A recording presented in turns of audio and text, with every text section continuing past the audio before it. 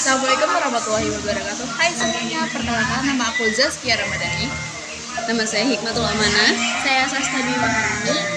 Kami dari Prodi Pendidikan Muda Sekolah Dasar di sini akan memenuhi mata kuliah dengan untuk ujian tengah semester, yaitu dalam pendidikan anak berkebutuhan khusus. Nah, di sini kita akan ngebahas tentang dari anak berkebutuhan khusus yang intelektual, tunarungu, dan tunanetra. Nah, yang pertama itu kita akan bahas apa itu anak berkebutuhan khusus dengan tunarungu. Menurut para ahli, Murni Wirnawati itu menyatakan tunarungu adalah seseorang yang mengalami kekurangan atau kehilangan kemampuan mendengar, baik sebagian atau pendengaran maupun sepenuhnya. Nah, faktor penyebabnya itu dari faktor genetik, bisa jadi dari faktor genetik, terus faktor prenatal, dan postnatal. Prenatal ini terjadi itu sebelum lahir, dari masa kandungan. Nah, kalau prenatal ini saat lahir, jadi setelah lahir dia pendengarannya terganggu.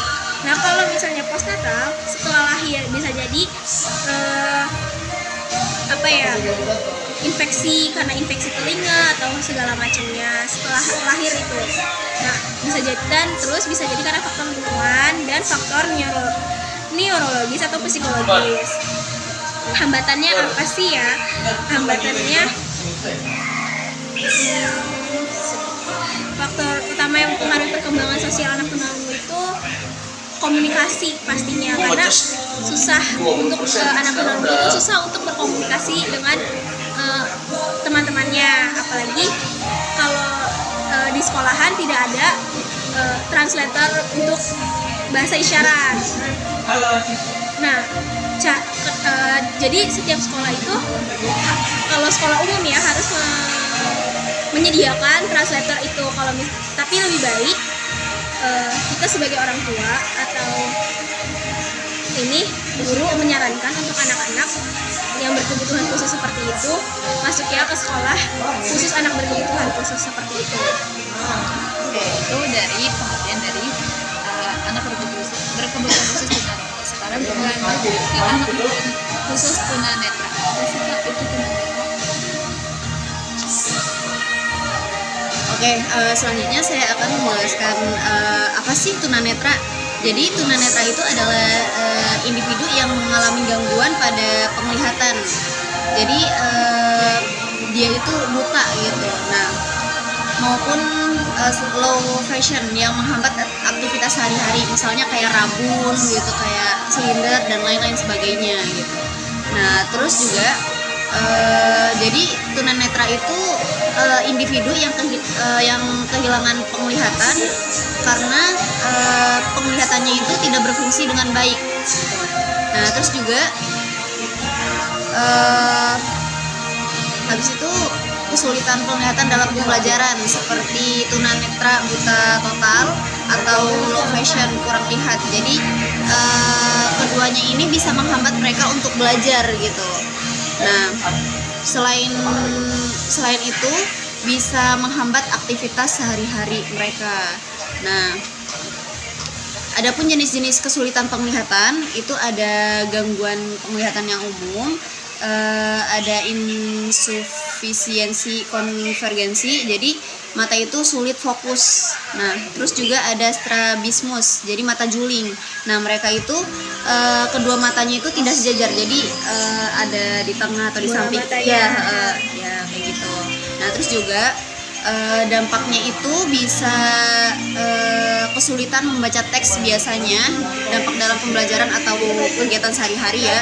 Terus juga dampak psikologisnya itu mudah frustasi saat belajar, karena kesulitan mereka saat melihat itu jadi mengganggu gitu, karena kurang jelas gitu saat melihat.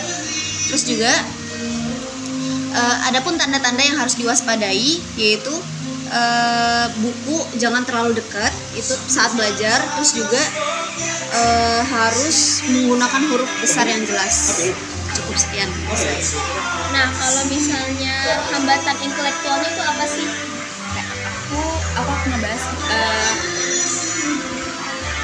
hambatan intelektual, yaitu hambatan adalah siswa yang dimana memiliki fungsi kecerdasan IQ-nya itu rendah. Jadi kayak entah dari faktor genetiknya atau mereka dari sebelum lahir tuh kadang kayak entah dari ibunya tuh kayak kekurangan gizi atau kurang mengonsumsi gitu kan. Nah, berdasarkan standarnya itu DSM 5CR dan LCD Oh, berarti 11. kenapa ibu hamil tuh harus banyak mengonsumsi Iya. makanan yang bervitamin karena berdampak ya kepada Iya. bayinya. Terus kalau misalnya faktornya itu bisa juga dari misalnya dari kita kecil nih, kecelakaan kepala kita yang kebentur, nah itu bisa aja kayak selaput di otak kita tuh pecah. Nah itu bisa mempengaruhinya juga. Nah Banyak ya faktornya. Iya, banyak sekali sebenarnya faktornya. Terus masalah utamanya itu lambat dan memahami konsep abstrak dan memecahkan masalah. Kayak keterampilan sosialnya juga rendah, kayak yang seharusnya kita tuh bisa bersosialisasi dengan teman-temannya, atau yang kayak misalnya kita bilang gini nih masih mengerti, sedangkan dia tuh memahaminya cukup lambat. Oh, jadi apa ya? Lambat untuk memahami Iya. ini. Gitu. Nah terus untuk media pembelajarannya itu kayak media visual yang berwarna dan pembelajaran berbasis aktif yang sehari-hari, kayak misalnya kita kayak ngajarin kayak cuci tangan tapi kita nyebutin yang pertama tuh buka koran tapi sambil diperagai. Oh, berarti visualisasi Iya. kita yang menggambarkan gitu ya.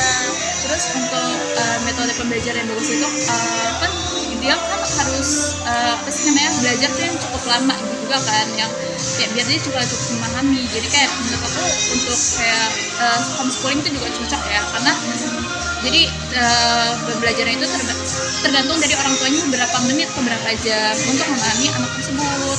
Dan bisa lebih fokus juga Iya, ya. betul. Jadi kayak nggak terlalu gampang ke distract. Mungkin untuk sosialisasinya bisa dari orang tua dan lingkungan sekitarnya. Seperti itu. Mungkin cukup ya dari kami, kurang lebih penjelasannya seperti itu. Kalau Iya. misalnya kurang-kurang kadang kami juga masih belajar, jadi sama-sama belajar ya jadinya kita minta maaf kalau banyak kekurangannya segala macam. Wassalamualaikum warahmatullahi wabarakatuh.